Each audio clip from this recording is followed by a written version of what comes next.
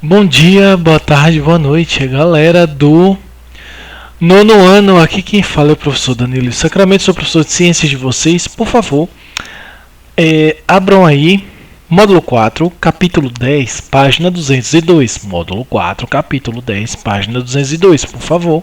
Livro didático. Nós vamos falar sobre o som no geral. Esse som que nós vamos falar é o que nós vamos compreender das faixas de som. Existem, certo, 3 padrões de faixas de som. O ultrassom, que está ultra, então é mais forte, maior, então o comprimento de onda dele é digamos assim, ele tem um comprimento de onda menor, mas tem muita energia. Então, ele tem muita energia. Existe o som, okay, que está entre os 20 e os 20 mil Hz. Como já vimos, Hz são os ciclos por segundo.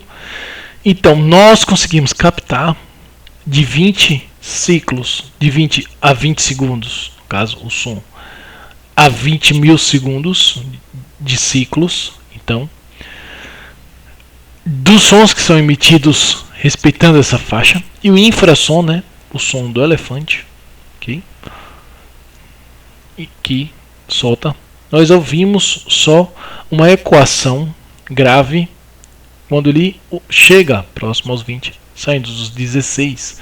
É o infrassom. Infra significa inferior, abaixo, ok? Então, nós podemos compreender isso, por exemplo, aqui. Vamos lá, vamos ver como é que eu posso mostrar isso aqui para vocês. Primeiramente, o conceito da onda, né?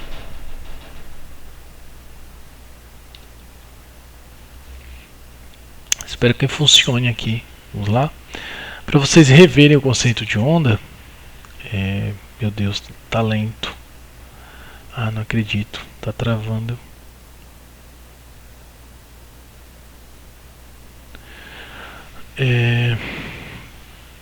Simulador aqui, meu Deus, tá travando.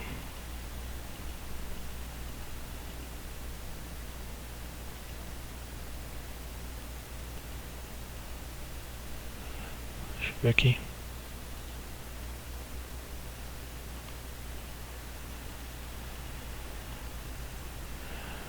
Deixa eu ver.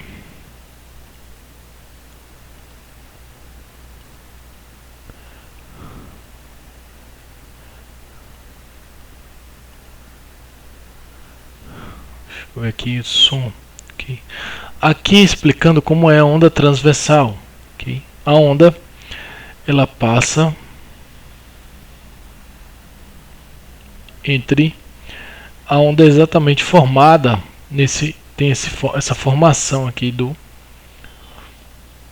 desse agrupamento, ok? Ela você vê que ela vai até o ápice, depois vem até a base, etc e tal. Então, ela vai formada aí desse jeito. A onda do som, ela é feita onda transversal, ok? Olha lá. Onda longitudinal, que ela é única, vê que vai, né? A onda é levada pelo outro. Você vê que ela está retilínea, para vocês entenderem a diferenciação. E a transversal, ela vai passando, ao invés de ser retilínea, ela vai passando paralelamente, como eu tinha dito, e de forma transversal à linha reta, ok? Do sentido do movimento da onda. Esse formato transversal é o formato, por exemplo, da onda do mar. Então lembra, por exemplo, a onda do mar. Para cima, isso aqui travou. Deixa eu ver aqui. Como é que eu posso recomeçar? Isso aqui é qual efeito físico? Legal. Eu não sei qual é o efeito físico. Ué, travou de novo também. Então, aqui explicando como funciona a onda transversal, onda longitudinal. O que é a onda longitudinal? Ela ela é contínua. A parte de onde a movimentação das moléculas ela é contínua. Por exemplo, você vê assim dos torcedores, né? Aí a torcida, né? Ela faz muito a onda transversal. Olha, torcida de futebol faz aquela movimentação da onda lá na arquibancada, entendeu? Olha, você baixa, eles vão fazendo o mesmo movimento na transversal dos próximos. Olha. Aí vai passando a energia de uma onda para outra. Outro fator que vocês precisam entender, por exemplo, está chovendo. Há a queda de um raio, que eu vou simular aqui. Primeiro você vai ver a velocidade do som, o raio cai. Primeiro a velocidade da luz. Primeiro a velocidade da luz, depois a velocidade do som.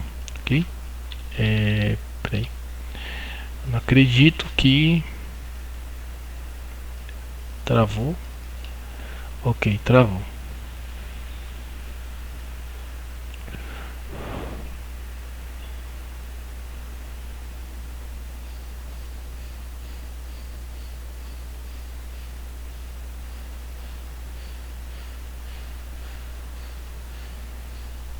Agora sim.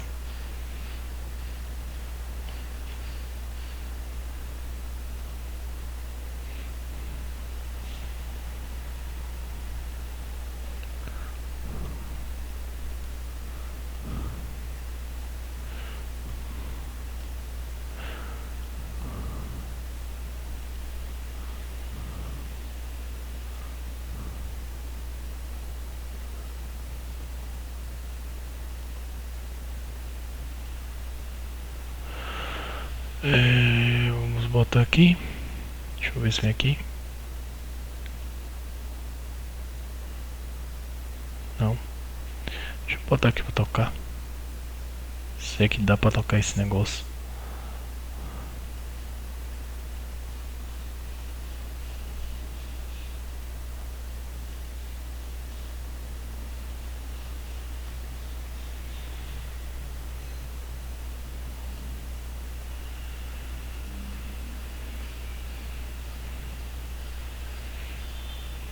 Aí, agora sim. Agora sim. Baixo. Outro. Vamos lá.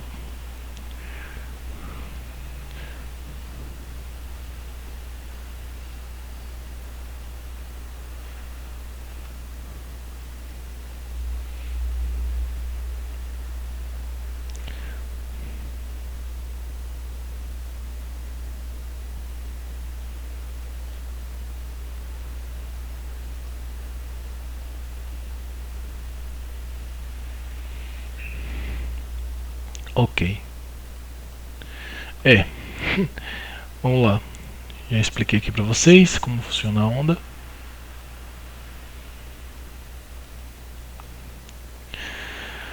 Ó, gente, vamos voltar para o livro didático, que simuladores não estão funcionando, ok? A intensidade do som.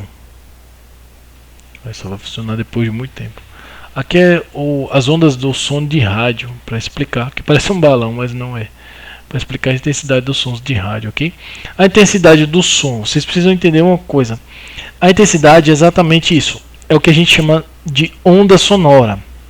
Ela é diretamente proporcional ao que a gente chama de volume do som.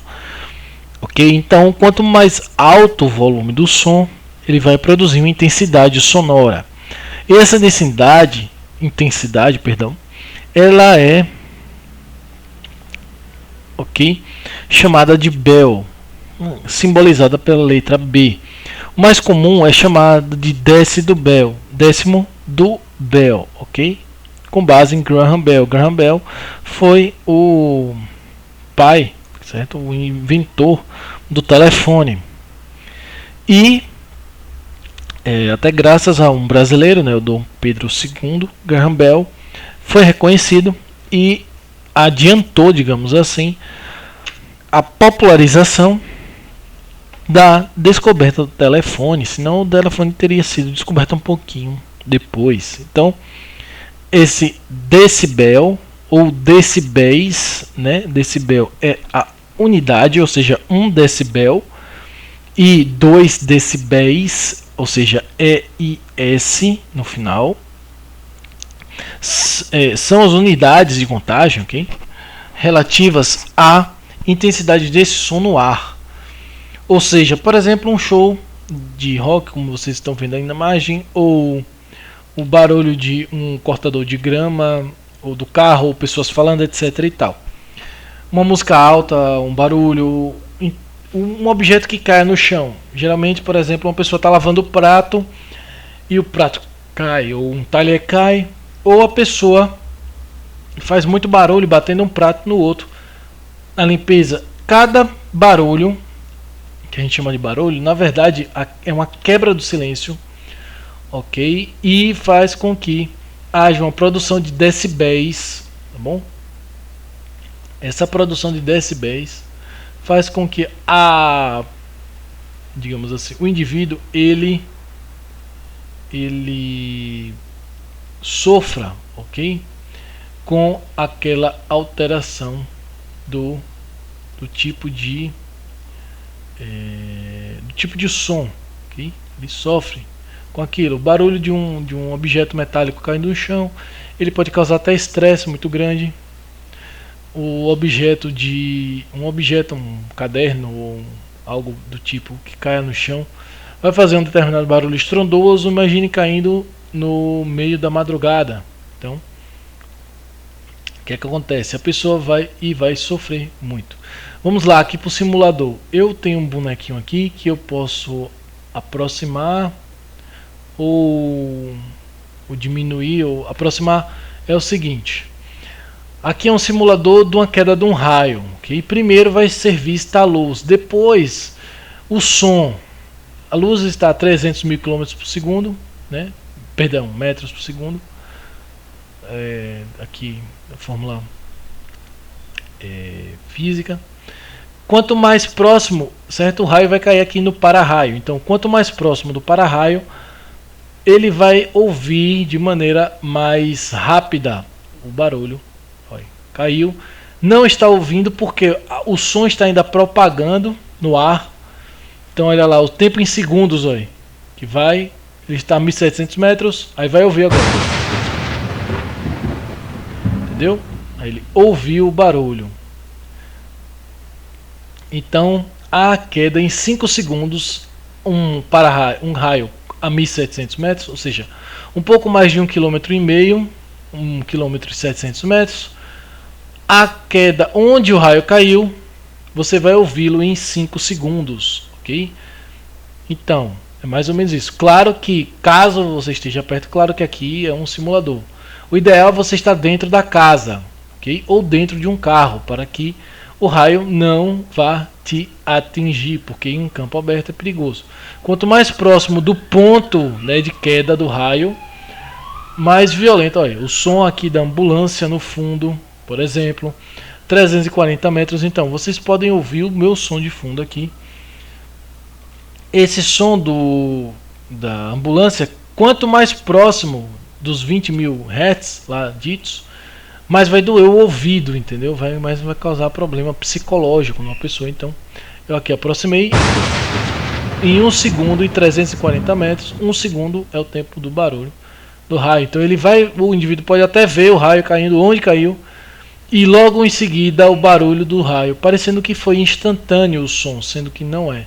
É o que eu estou mostrando para vocês. Quanto mais distante do foco, da fonte do som, onde o som está se passando, eu falei aqui a fonte como o para-raio, né, que está recebendo o início do som, mas pode ser qualquer outra fonte, por exemplo, uma caixa acústica num show, ok? A pessoa vai sofrer, né, logo a ação desse barulho, desse som. E claro, como funcionam as pregas vocais? Imagine, né, a prega vocal como se fossem as cordas do violão. Lembra lá do violão, que o violão ele é aberto, ele tem um oco e as cordas estão passando? Pois bem, assim como o violão precisa daquele ar da parte oca interna para que o som saia perfeitamente, quanto melhor a madeira do violão, melhor o som, é tudo diretamente proporcional. Aqui você vai ver a forma da voz e a produção Em relação com as pregas vocais, nós temos um timbre mínimo fino e máximo grave possível e vice-versa. O máximo grave e mínimo grave, máximo fino e mínimo agudo, né? Perdão, fino não agudo. Máximo e mínimo de cada um, de grave e agudo. E isso vai definir na nossa maneira de entonação de voz normal um padrão em que ele está o mais ou menos ligados ao agudo ou grave, e isso vai com o fluxo de ar. As cordas vocais, a faringe, fala, ok, fluxo de ar, a passagem desse fluxo quando respiramos faz com que essas cordas tenham uma certa um certo tremor, certo? Uma certa vibração, de maneira que a voz saia. Então a pessoa depende, né, das pregas vocais como meio de digamos assim, possíveis de falar. E claro, se essa parte que da prega vocal que está ao redor ficar inchada, ao ponto da pessoa ter um problema, as cordas vocais, ela não vai conseguir, ok? Simplesmente não vai conseguir falar direito, ou vai falar de maneira rouca. Rouca é quando as cordas vocais estão cansadas, elas não estão se mexendo naturalmente quando você fala, ou apenas parte de umas ou algumas se mexem, ou essa parte está inchada e é muito difícil, atrapalhando as pregas de se mexerem, ok? Elas medem entre 1,8 e 2 centímetros e vibram aproximadamente 150 vezes por segundo para que sua voz saia de uma maneira correta. Quando uma mulher está cantando ou um homem está cantando, aquele movimento de cordas vocais ele vai sendo mais trabalhado e gerado, certo? Então, e nós só podemos controlar musculatura que está ao redor das cordas vocais, que podem manipulá-las. Por exemplo, vamos fazer um comparativo, só um comparativo didático para vocês entenderem. Uma pessoa que está com violão, ela geralmente afina o violão, que desafinar, ela ajeita o violão de maneira aguda ou grave, como eles mudam a pressão sobre as cordas ao redor, ok? Existem esqueci o nome agora, fugiu agora da cabeça, que são aqueles controladores da corda que existem, né, no braço do violão, lá no final, em que você controla se a corda está mais estendida ou contraída, mais contraída ou menos contraída, né, durante o braço do violão, da boca lá do violão, daquela parte que sai o ar, entra e sai o ar, até o final do braço. Então esse controle faz com que aquela corda pode ter entonação, sendo toda ela de cima para baixo, do mais grave ao mais agudo. Dó, ré, mi, fá, sol, lá, e tem o si, que é uma entonação específica da última corda quando você a segura. Daí você movimenta, toca com a palheta, com o dedo, e faz o si. São só 6 cordas no violão, mas por exemplo o banjo são 4, então Dó, ré, mi, fá passou em 4. E isso tem relação também com as cordas vocais. As cordas vocais respeitam esse mesmo padrão, semelhante das 7 notas básicas. E claro, a vibração, certo, da musculatura, como eu falei, quando é um som mais agudo, o movimento são 250 vezes por segundo. E quando é algo mais grave, pode chegar a 150 vezes por segundo. E o que é que acontece? Quais são os cuidados?